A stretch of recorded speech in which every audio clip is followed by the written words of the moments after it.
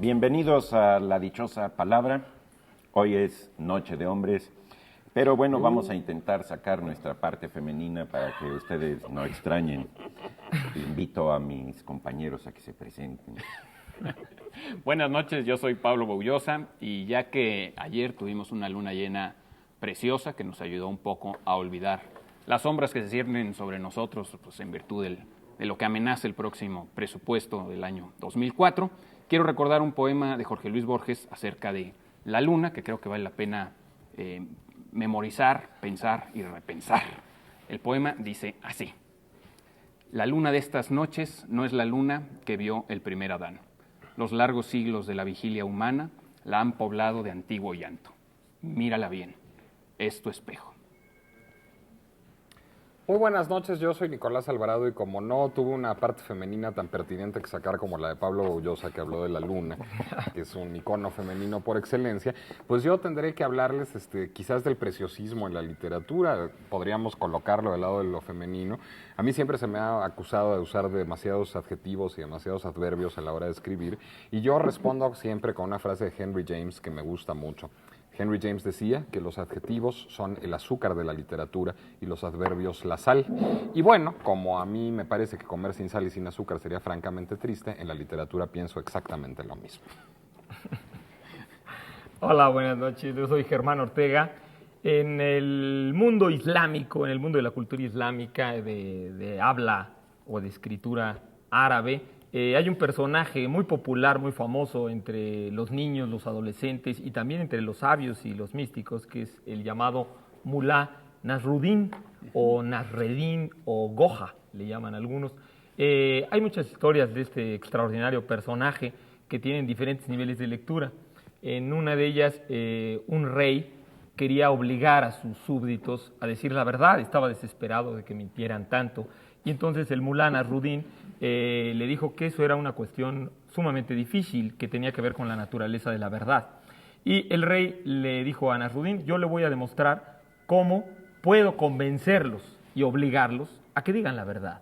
Y entonces puso a un guardia con una serie de personajes a la puerta de la ciudad y todos los que iban a entrar les iban a preguntar a dónde iban. Y el que no dijera la verdad iba a ser colgado. Y entonces el primero que se puso en la fila fue el Mulá Nasruddin corriendo, salió de la ciudad y le preguntó el guardia: Mulá, ¿a dónde va? Y dice: voy a que me cuelguen. Y dice: no es cierto. Dice: bueno, pues entonces cuélgame. Y si me cuelgas, entonces va a ser una verdad. ¿Cómo les va? ¿Qué tal? Bueno, eso me lleva a ese dicho que dice: el mulá no era arisco, sino los palos lo hicieron. Era una especie como de Pepito, Mulá Nasruddin, ¿verdad? Sí, está en todos los chistes típicos, ¿no? Sí, sí. Bueno, vamos a comenzar con sus dudas, a ver si dichosamente podemos resolverlas. Mauricio Ruiz, de la colonia Las Acacias.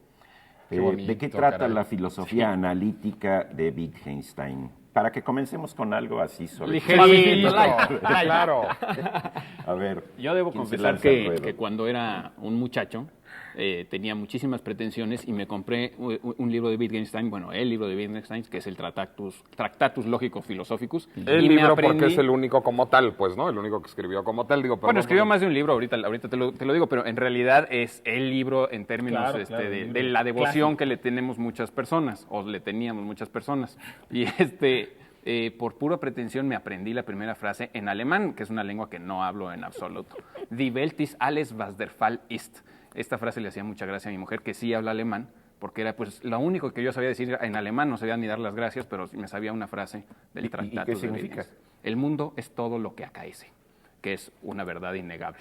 Claro. Y sin embargo, la frase verdaderamente célebre del Tractatus es la última frase. El Tractatus es un libro escrito un poco como la Ética de Spinoza, con muchísimo rigor, numerando cada una de las frases y de las partes del libro. Y la última frase dice: de lo que no se puede hablar es mejor callar. Esa frase sí es célebre y yo creo que es muy sabia. Lo que sí es que hay como dos Wittgensteins. Digamos, el primer Wittgenstein es el autor de este Tractatus, que escribió este libro pensando que iba a ser un libro definitivo y que de hecho, cuando lo terminó y lo publicó, él pensaba verdaderamente que no había nada más que decir. Y el segundo Wittgenstein es posterior y trata de otra cosa. Digamos que el primer Wittgenstein es un poco pues una filosofía de la lógica, aunque hable de todo, incluso de la moral, del espíritu, etcétera, pero lo hace de una manera muy rigurosa y en realidad es una filosofía lógica. Y el segundo Wittgenstein, que trabajó muchos años intentando publicar un libro que no publicó en vida, en efecto, y que se recogió póstumamente con el título de Investigaciones Filosóficas, fue un Wittgenstein que se dedicó más bien a estudiar la filosofía del lenguaje. Es un filósofo muy influyente. Esto fue pues, después de pasar por unas crisis existenciales entre el Tractatus y el otro, porque Wittgenstein tuvo una vida muy agitada, entre otras cosas, renunció a la herencia familiar, era una familia muy rica. El otro día les contaba que el hermano de Wittgenstein era este pianista que perdió un brazo en la Primera Guerra Mundial, el brazo derecho, y que Ravel escribió el concierto para la mano izquierda. Era una familia muy culta y muy preparada, y él renunció a la herencia familiar, se metió de maestro rural, tuvo problemas en estos pequeños poblados en Austria. No, de jardinero también se metió Wittgenstein. ¿Perdón? De jardinero también se metió Wittgenstein. También, sí. No, creo que no había béisbol en la Viena de aquella época, mi querido Eduardo. Jardinero literal.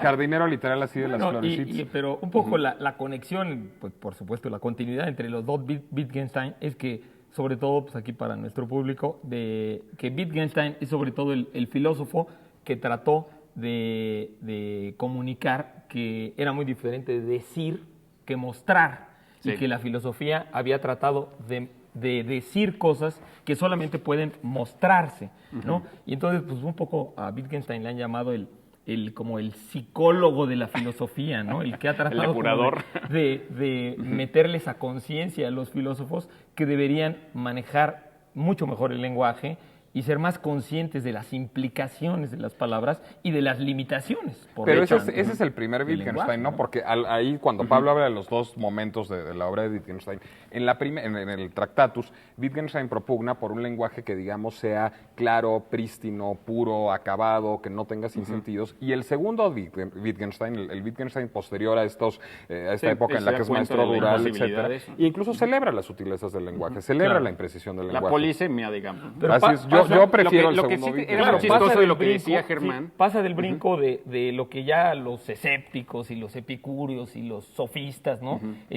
Manejaban de esta dificultad del lenguaje, y después se da cuenta de que hay que jugar con el lenguaje, ¿no? Que el lenguaje tiene un sentido propio. Él se preguntaba cómo es posible el lenguaje en sí, ¿no? La comunicación. Exacto. Ahora, respecto a lo que tú dices, él tenía una metáfora muy bonita. Él decía que la labor de la filosofía era desenredar lo que ya habían enredado todos los filósofos previos, porque no se daban cuenta bien de hasta dónde llegaban o no sus palabras. Entonces él se preguntaba por qué la filosofía es tan complicada cuando debía ser algo sencillo, debía ser algo nítido. Y él dice, es tan complicada porque de la misma manera que para deshacer un nudo tienes que rehacer los movimientos, pero en reversa, eso es lo que hace la filosofía, es decir, empieza a tomar todas las cosas que están enredadas ya por la cantidad de cosas que hemos dicho sin ton ni son, y desenredar toda esa maraña es lo que es muy complicado. Ahora, yo creo que también es importante ver por dónde llega Wittgenstein a la filosofía. Wittgenstein de profesión era ingeniero mecánico, era ingeniero aeronáutico, ¿no? ¿Aeronáutico? Sí, sí. Yo pensaba que mecánico. No, de hecho, él diseñó un motor y hasta lo probó, pero eran motores para aviones. Y fue un problema de esa naturaleza el que lo acercó a las matemáticas. Y el que lo acercó a Bertrand Russell, que fue su maestro de matemáticas y de lógica. Porque él leyó lo que entonces era la Biblia de las matemáticas, que era el principio de matemática de Russell. Entonces también él viene de las ciencias exactas, de la ciencia pura. Claro. Y yo creo que eso es lo que le hace tener un enfoque tan novedoso a la hora de abordar temas práctico, filosóficos. ¿no? Cosa que no es frecuente entre los filósofos, ¿no? Eso está muy bien lo de Wittgenstein. Además era muy fotogénico. Sí. Es otra cosa. Igual que Beckett, son autores muy fotogénicos. Yo nunca he visto una foto de Wittgenstein. Es muy parecido a Beckett. Beckett es increíblemente expresivo, ¿no? La dichosa palabra del día de hoy, que vamos a poner aquí para que, si ustedes adivinan cuál es, palabra de origen náhuatl que sirve para designar a un cargador indio de los que solían acompañar a los viajeros cargando sus equipajes o incluso sus personas, cargando al propio viajero. Se encargaban de trasladar cualquier cantidad de cosas a falta de animales de carga. Es una palabra náhuatl para ese cargador. La respuesta no es bellboy porque no es náhuatl. No. Y Germán tenía una pista, ¿no? Sí, que los que vivieron de niños en la década de los 60, había un famoso álbum Marinela en el cual la estampita más difícil era la 1 y que se llamaba así, precisamente. Como la palabra que estamos buscando. Y los libros que tenemos para para ofrecerles son la antología Cátedra de Poesía de las Letras Hispánicas, un libro de más de 1000 páginas. Este magnífico diccionario del amante de Egipto, de Robert Solé. Padrísimo libro. Que son una serie de diccionarios del amante de tal país. De Grecia. Tal, ¿no? Tú dices que hay uno de la India. Hay uno de la India, de Jean-Claude Carrier. Los epigramas de Séneca, en la versión de Roberto Heredia, por la UNAM. Esto es de Paidós, esto es Cátedra. La revista El Huevo, una revista muy desconocida en este programa, ¿verdad? Absolutamente. Absolutamente. Tiene ahora Guadalupe Y la López en su portada. revista de Escritura, así junto, revista literaria independiente, planos de la revista de Escritura. Yo quiero también aprovechar para invitarlos mañana a la sala Manuel Ponce del Palacio de Bellas Artes a las 12. Se celebran los 40 años de Rayuela, de Julio Cortázar, esa novela que ahora cumple sus 40 años y va a protagonizarse ahí un diálogo entre Eduardo Casar y Gonzalo Celorio. Oye, este primer muchacho es un escritor de veras. Yo lo hay que ponerle conozco, atención. lo vi en la mañana. Muy fan de Cortázar, Sí, además. sí. Bueno, ya que estábamos con Wittgenstein... Más frecuente aquí que el huevo, cosa que hombre. ya es decir... Bueno, nos vamos a la encuesta antes de otra pregunta. Y el sondeo callejero preguntó, ¿qué tanto te han ayudado a ti la lectura y los libros?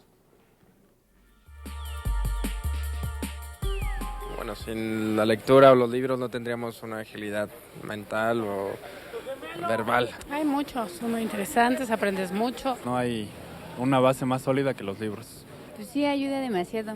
Todos muchísimos son básicos para la vida, sí, para la vida profesional. Pues me da más cultura, amplía mi vocabulario, me da más temas de plática o me tiene abierto a más ideas.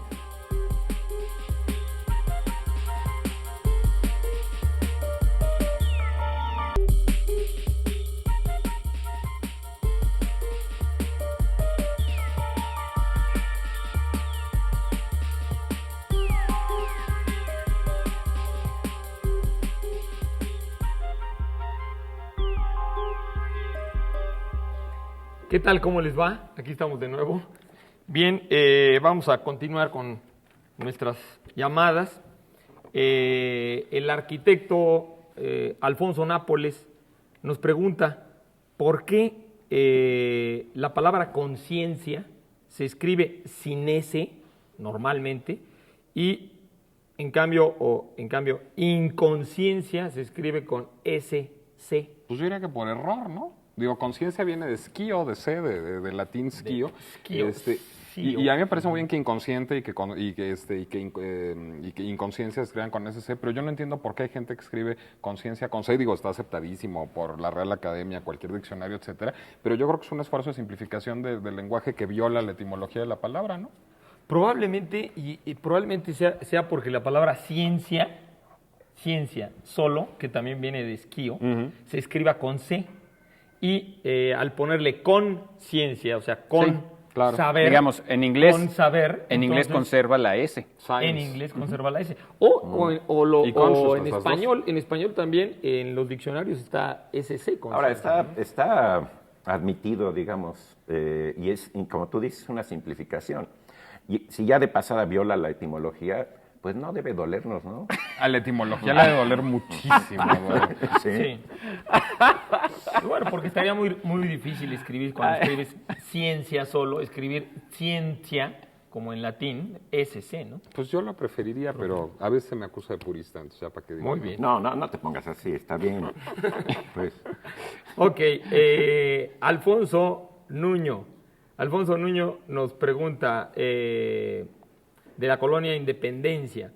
Un huevo güero, ¿qué quiere decir un huevo güero? Que tiene una peluca como Marilyn Monroe, ¿no?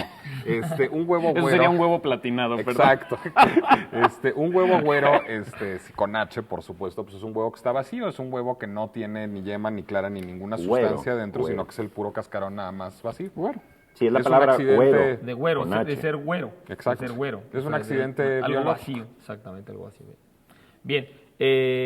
Vamos con otra. Samir Mireles, de la colonia Postal, nos pregunta, ¿De dónde proviene la frase el miedo no anda en burro? Está buena, ¿verdad? Después de Wittgenstein.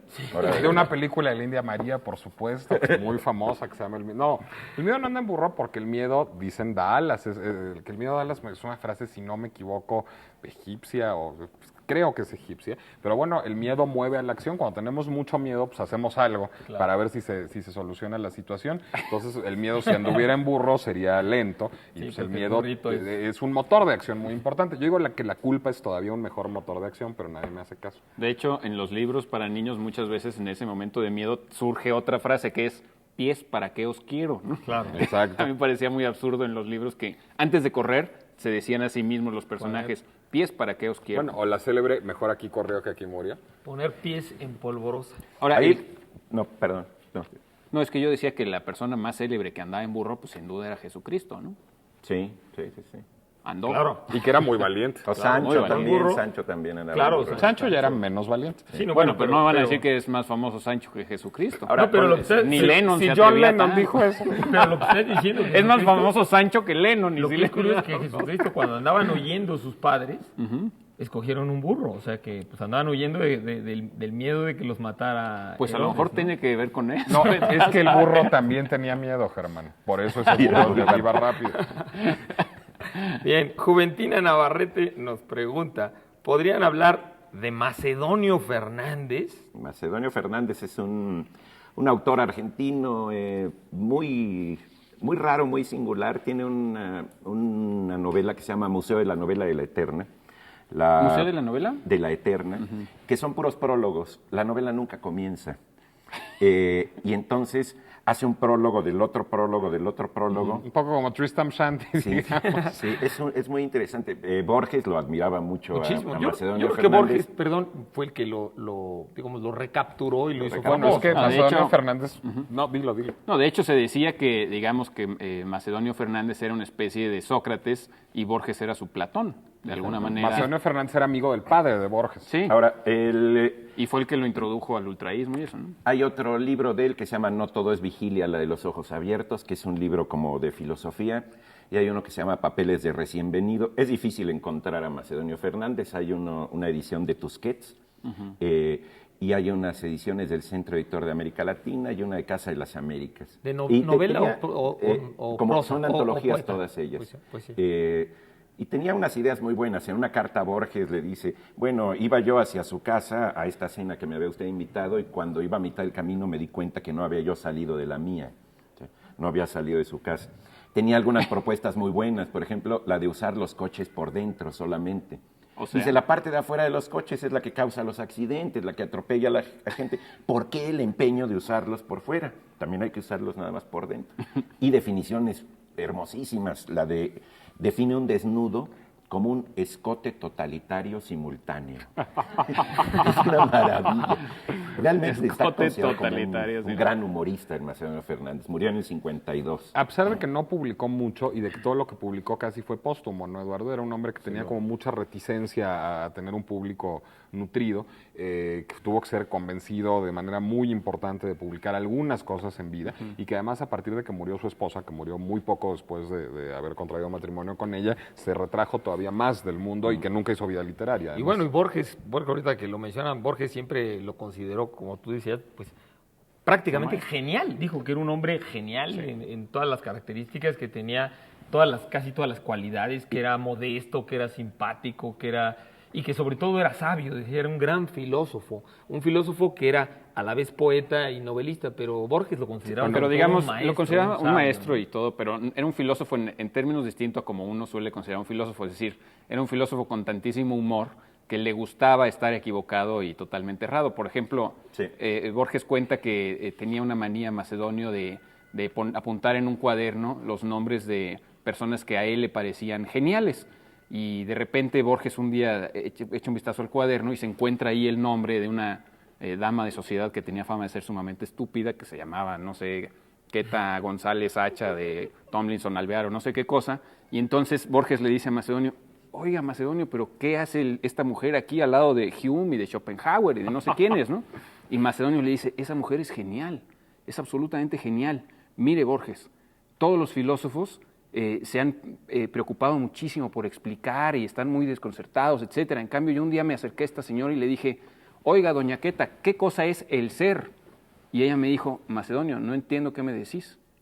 Ahí está la prueba de que ella no entiende nuestro desconcierto. Ella simplemente se identifica con el mundo, no tiene la menor duda. No le cabe ninguna duda a esa mujer, ¿no? Entonces, por esa razón estaba ahí, ¿no? Pero bueno, era una estupidez, ¿no? Bueno, vamos a los libros. Tenemos aquí de Trillas, historiadores novohispanos de 1492 a 1793. También a los que adivinen la dichosa palabra, tenemos de Eduardo Matos Moctezuma, de este extraordinario arqueólogo mexicano, ahora tan importante en el revivir el pasado, sobre todo náhuatl de México, mexica. Vida, pasión y muerte de Tenochtitlán, del Fondo de Cultura Económica. De Vicente Verdú, en Anagrama, el estilo del mundo, la vida en el capitalismo de ficción. De Carlos Verdier, una novela que se llama La familia de Agamenón, en editorial Algaida. Esos tres libros son un paquete. Que recibió el 6º premio de novela en la ciudad de Salamanca, también de editorial Algaida. Álvaro Valverde, Las murallas del mundo. Y también de José Baena, el 5º premio de la novela de la ciudad de Salamanca, El fuego de San Telmo, también de editorial Algaida, que es un paquete de libros que vamos a obsequiar. Y tenemos varios ejemplares de la revista Este País, de este mes. Los valores de los mexicanos es sobre todo el artículo principal. A los que adivinen, decíamos, palabra de origen náhuatl que sirve para designar a un cargador indio de los que solían acompañar a los viajeros cargando sus equipajes o incluso sus personas. Se encargaban de trasladar cualquier cantidad de cosas a falta de animales de carga. Llámenos, por favor. Eso es terrible, y el hecho de que no hubiera animales de carga en el mundo prehispánico fue una porque cosa, hasta en el mundo limitó el desarrollo muchísimo. En el mundo incaico, digamos, en el mundo que llamamos incaico, en las culturas andinas, pues tenían de perdida la llama, ¿no? La llama y la alpaca, sobre todo aunque la no llama, jalan lo que un buey, algo, ¿no? pero ayudaba algo, ¿no? Cuando menos de cargarlo a hombro, ¿no? Se hacen unos abrigos, suéteres por sí, pues aquí creo que el animal más grande que había era el guajolote, ¿no? Bueno, no, el jaguar y el puma. Sí, pero el jaguar no lo podías tener en la granja. ¿Cómo ves proponerle a un jaguar que se cargue unas cajitas ahí? Bueno, pues yo creo que algunas actrices mexicanas han domesticado sus jaguares, los traen ahí en sus edificios. Pues algunas actrices mexicanas parecen guajolotes también, ¿no? Hombres, mejor Hombre, si tenemos hasta tigresas embarazadas. Francisco Fernández Juárez nos pregunta, comerciante, ¿qué significa discusión bizantina? Discusión bizantina. Pues esa suena natural para ti, mi querido Germán. Es tu universo. No, para todos. Sí, está muy no. para nosotros.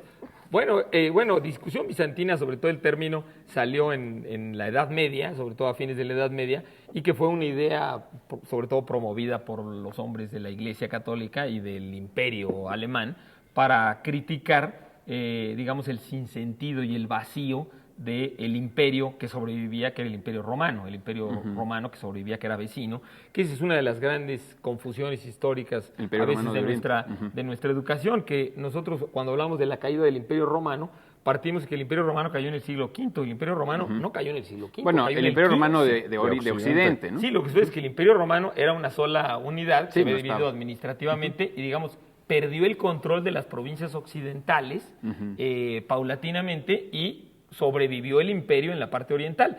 Y este imperio que sobrevivió hasta el siglo XV, diríamos, al desaparecer por los turcos, los occidentales un poco quisieron darle el sentido de que era un imperio monótono, vacío, ocioso, decadente, etcétera, etcétera. Entonces, pues la frase, la expresión discusión bizantina quiere decir una discusión ociosa, monótona, sobre cosas sin importancia, porque criticaban, sobre todo en el siglo XVI, que los bizantinos habían discutido cosas sin importancia, como el sexo de los ángeles. Bueno, es un sinónimo de discusión bizantina, discutir del sexo de los ángeles. Exactamente. O el número de ángeles que cabían en la cabeza de un alfiler, aunque creo que son mentiras, son falacias, es decir, no discutía nadie. No discutían eso, al contrario, la palabra discusión bizantina viene, Byzantium era el nombre original antiguo griego griego mucho antes de que Constantino la considerara, digamos, Constantinopla, y que le hiciera la capital alterna del Imperio Romano.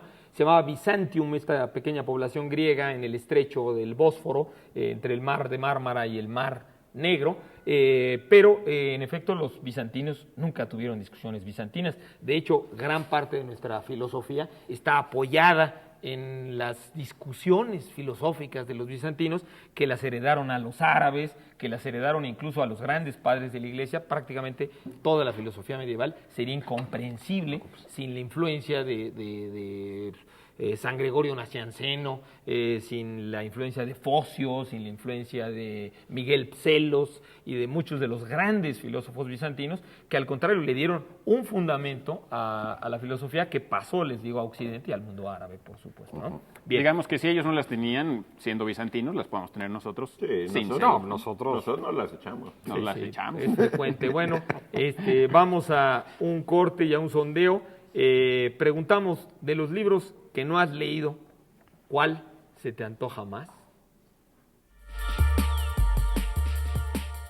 Me gustaría releer Pedro Páramo, de Juan Rulfo. 10 años de soledad. Madame Bovary.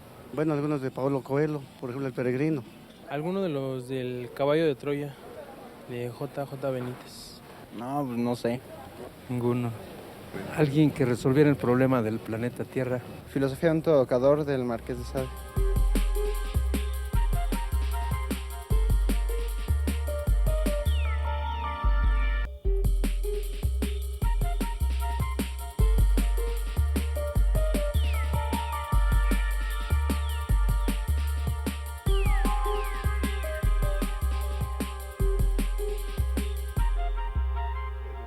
Qué cosas tan parvas, dice un poema de esos epigramas de Séneca. Estamos otra vez de regreso aquí en La Dichosa Palabra, qué bueno que nos acompañan. Antes de continuar con sus llamadas, quiero decir un par de cosas. Primero que nada, pues nos mandó avisar la poetisa Elsa Parrau que la frase que yo dije la semana pasada, esa de que las cadenas del matrimonio son tan pesadas que para cargarlas hacen falta 2 personas y a veces hasta 3, pertenece a Víctor Hugo. Por cierto que esta misma persona, la poetisa Elsa Parrau, dice que es ella descendiente de la esposa de la mujer de Víctor Hugo. No sé si se refiere a Adele o a esa tercera persona que le ayudaba a cargar las cadenas al bueno de Víctor Hugo, ¿verdad?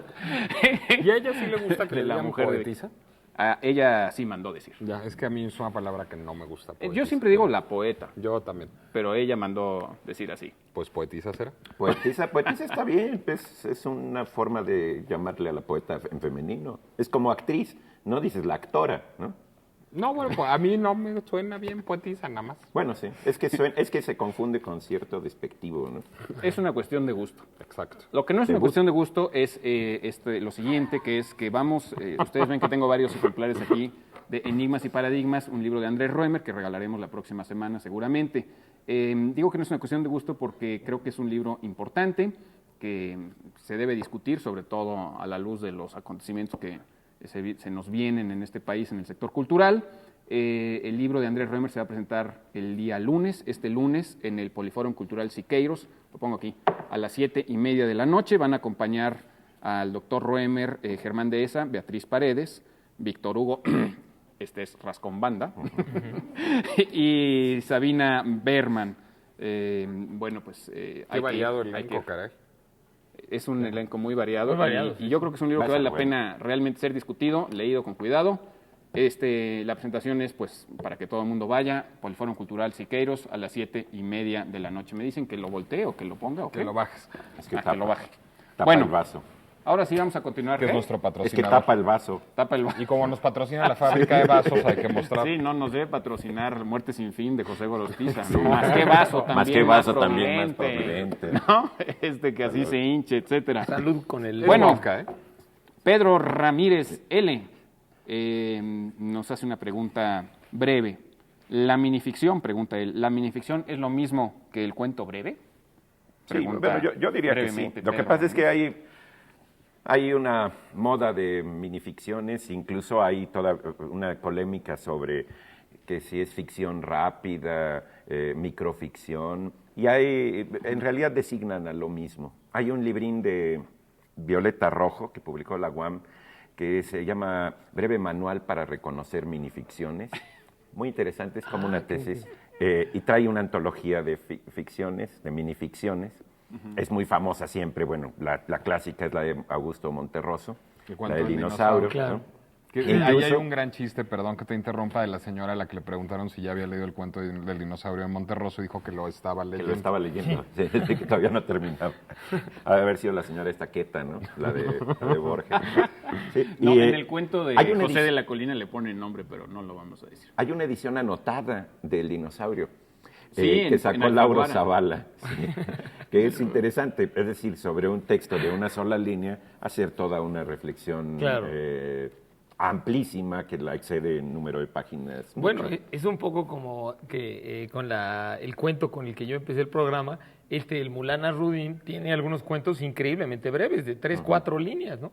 Y algunos de los grandes místicos del Islam, porque son cuentos muy antiguos, muchos de ellos, le dedicaron a veces páginas y páginas y libros a explicar a veces algunos de esos pequeños cuentos. Sí. Pero además en el contexto de la obra de Monterroso es muy chistoso porque Monterroso tiene un libro que es Lo demás es silencio, que está todo él armado, un poco como parodiando a estas personas eruditas que serían capaces de hacer eso. Sí, curiosamente ahora ya se lo hicieron. Lauro Zavala es el que perpetró ese libro. Hay muchas minificciones célebres, yo quiero recordar una de Juan José Arreola. Que tiene muchas minificciones célebres. Sí. Que dice, si mal no recuerdo, algo así como: la mujer que amé se ha convertido en un fantasma. Yo soy el lugar de sus apariciones. Que es muy bonita, ¿no? Hay otra bonita también de Arreola que es cada vez que el hombre y la mujer se empeñan en si estoy dando de memoria, a lo mejor me falla una palabra, pero se empeñan en recomponer el arquetipo, componen un ser monstruoso, la pareja. Bueno, Gloria Alvarado de la colonia Coajimalpa nos pregunta de dónde viene la palabra lépero. Bueno, aquí dice lepero, pero estoy seguro que debe decir lépero. Ay, es que la versión oficial o la versión que yo creo que es la versión real, porque ahí hay una discusión. Yo no tengo ni la más remota idea, así es que dinos las oficiales y las no oficiales, ¿no? La versión oficial sí es esa. ¿Cuál es la oficial? La oficial es que viene de don Pedro de Lepe, obispo de Calahorra en el siglo XV.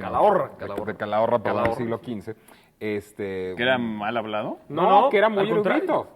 Que es el autor del Catecismo Católico. Y de Lepe, es el lugar Lepe, nada más. No, y que se dice, y que por eso se dice la frase, sabe más que Lepe. O más que Lepe, Lepijo y su hijo. Exactamente, quiere decir que alguien que sabe mucho se dice alguien que sabe más que Lepe. O sea que era un hombre muy, muy erudito, ¿no? Era un hombre muy entendido. Se supone que a partir de esto se creó el adjetivo lépero como muy ilustrado, muy sabiondo, y a partir de eso le dimos distintas, digamos, acepciones en distintos países.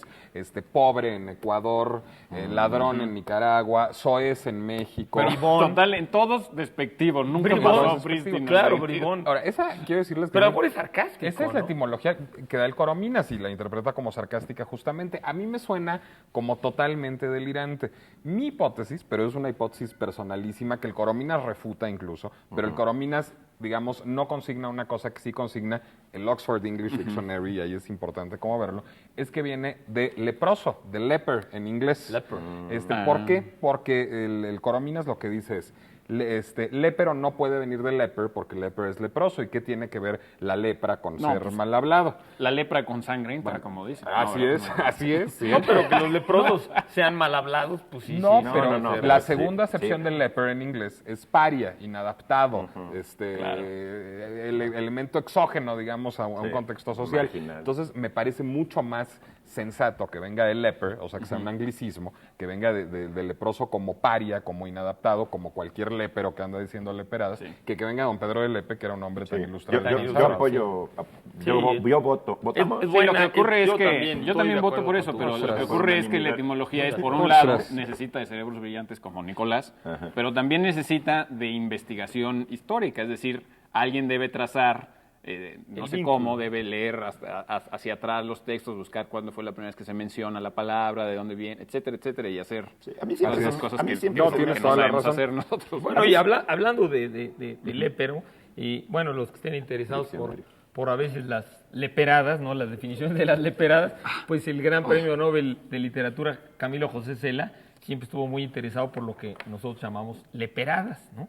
Por leperadas, y bueno, hay un Armando, creo que se llama Jiménez, ¿no? Armando Jiménez, que es un famoso investigador mexicano sobre la picardía mexicana, célebre, su libro es famosísimo. Muy recomendable, muy interesante. De hecho, Picardía Mexicana trae prólogo de Octavio Paz. Exactamente, y es más, también tiene un famoso tumbaburros que así se llama, sobre leperadas, ¿no? Que incluso que trae una frasecita ahí, si mal no recuerdo, de Neruda también. Bien.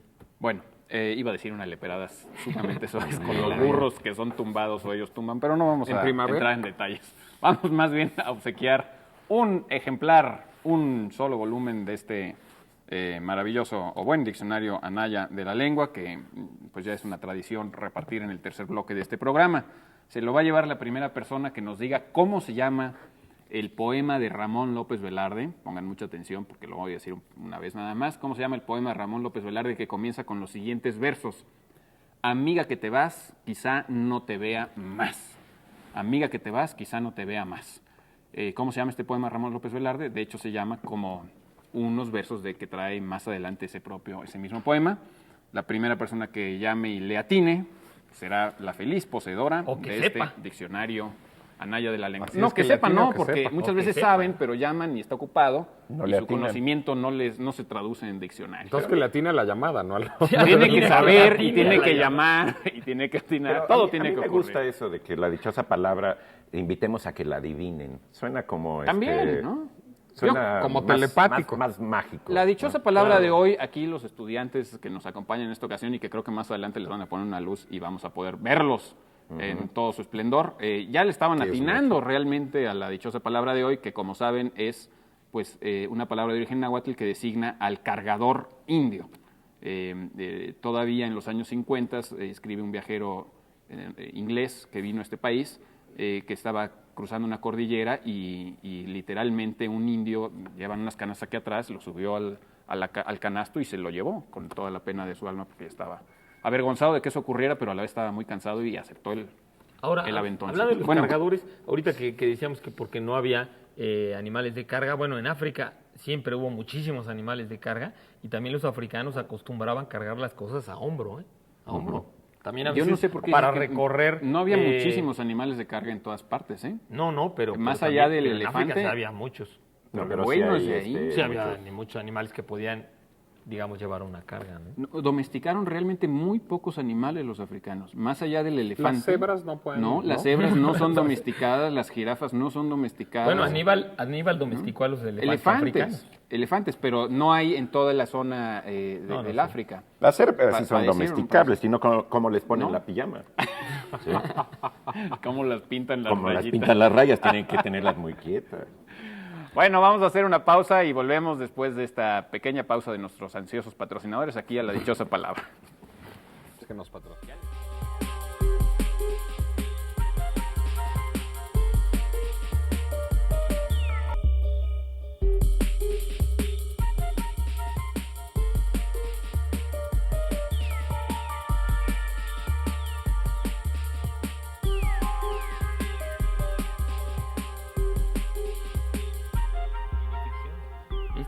Ya estamos de regreso en la dichosa palabra. Síganos llamando, tienen todavía un momentito para llamarnos a los teléfonos que van a aparecer muy pronto en sus pantallas o para enviarnos un correo electrónico a ladichosapalabra@canal22.org.mx. Si desvió la vista es porque nos están enviando señales de humo aquí nuestros compañeros.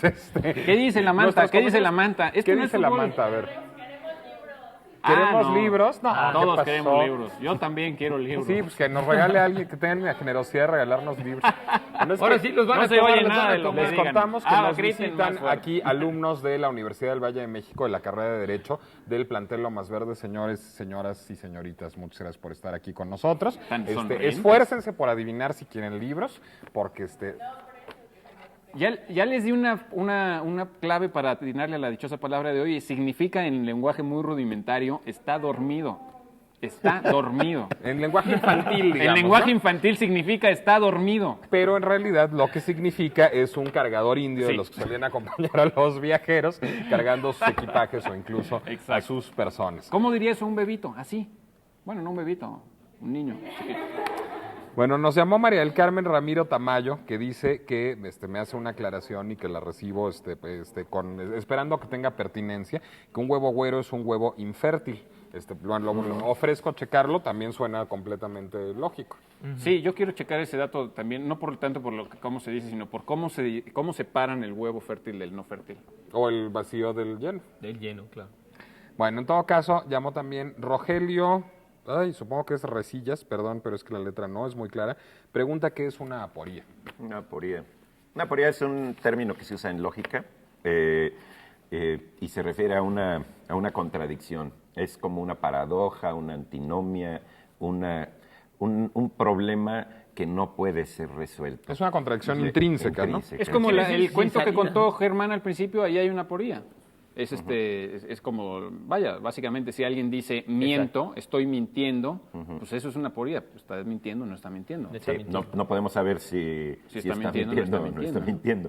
O una aporía, la de Aquiles y la tortuga. Esa es la más famosa. Se supone que Aquiles no puede alcanzar a la tortuga porque para alcanzarla tiene que recorrer la mitad de la distancia primero. Y esa mitad tiene que recorrer antes la mitad de esa distancia. Y así sucesivamente hasta distancias infinitas. Son las aporías de Zenón de Elea, ¿no? Sí, que no es el mismo de los caldos, este es el de Elea.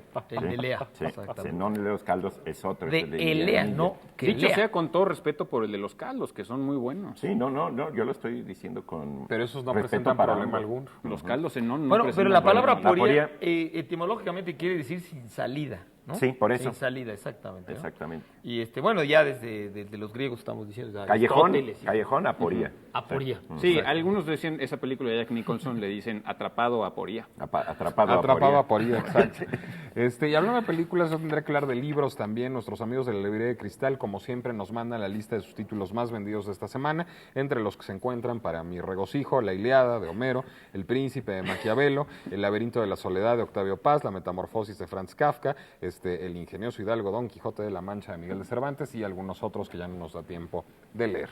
Luis Trujillo, él habla de Cuauhtlán Izcalli y pregunta si podemos hablar de Germán Hesse. De Germán Hesse. Germán ese. Tú ese, Germán. Germán Hesse. Bueno, Germán Hesse es un muy popular, sobre todo en la década de los 60s y 70s entre los adolescentes, un extraordinario escritor alemán, Premio Nobel de Literatura en 1946, justamente después del terrible acontecimiento de la Segunda Guerra Mundial, se premió a un alemán, curiosamente. Y bueno, la literatura de Hesse es, según tengo entendido, yo no lo he leído en alemán, por supuesto, una obra en prosa muy buena, que te atrapa mucho, muy bien escrita, de gran factura. Este gran escritor, antes de la Primera Guerra Mundial, ya era famoso, escribió una obra, Peter Kamesin, y escribió algunas otras obras que incluso fueron elogiadas por Thomas Mann, que se convirtió en un amigo de toda la vida de Hesse. Pero a pesar de su fama, en la época de la Primera Guerra Mundial, él sufrió un verdadero trauma. Un hijo suyo estaba muy malo, murió su padre, su esposa estaba también muy, muy enferma. Y, en fin, una serie de tragedias familiares en 1916 más o menos lo marcaron y lo convirtieron en una persona completamente diferente. En lugar de un burgués que vivía bien, él decía, yo vivía en armonía con el mundo, verdaderamente se volvió un lobo estepario, como uno de los títulos de una de sus más famosas novelas. Hesse, Steppenwolf, por cierto. Exactamente. Porque hay un grupo de rock que se llama así, ¿no? Es básicamente un lobo estepario.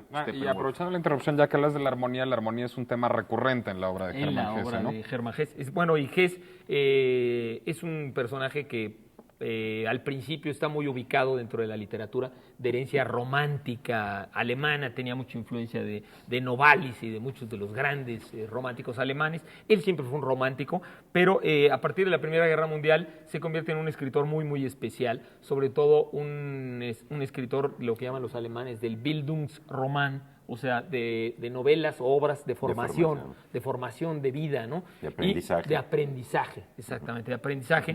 Y bueno, pues sus más famosas novelas, una de ellas es Demian, ¿no? O Demián. Sí, que es un impacto leerla en el momento adecuado. En el momento adecuado. Igualmente, que un impacto un poco terrorífico.